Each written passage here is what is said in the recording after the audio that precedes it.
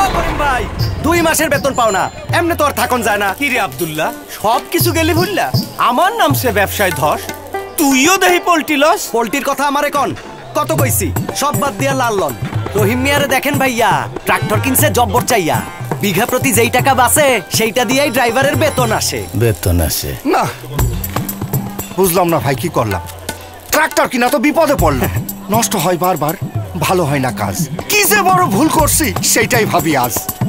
হিসাব কিতাব না কইরা হইছে বড় ক্ষতি। তেলের উপর তেল খাই, এটা গাড়ি না হাতি। আরে রমিক মিয়া, এত খেপলা কি নিয়া? খেপমু না তো কি করবো? আপনার মতো লস খামু? আমার সাথে ট্রাক্টর কিনা মাইনছে করছে বাড়ি, আর আমার দিন না যাইতে নষ্ট হয়েছে গাড়ি। নষ্ট হইছে ঠিক করে দেব, এইটা আবার এমন কি? তেল কম খায়, ফসলও বেশি ফলায়, ওইটাই অনেক শান্তি।